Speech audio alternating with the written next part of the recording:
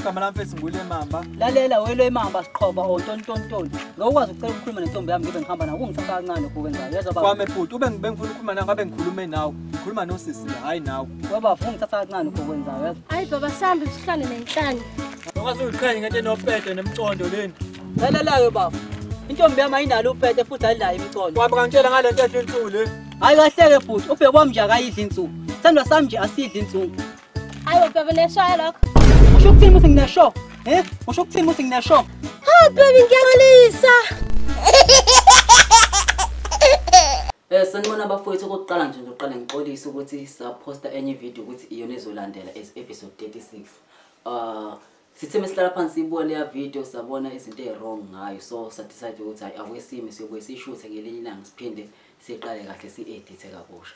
Siyaxolisa kakhulu. Engingakusho nje bafowethu ukuthi sicela nisubscribe bafowethu, ukusubscribe akumahala, ucommente ubeke uvo lwakho, ulike, ushare nabangani bakho.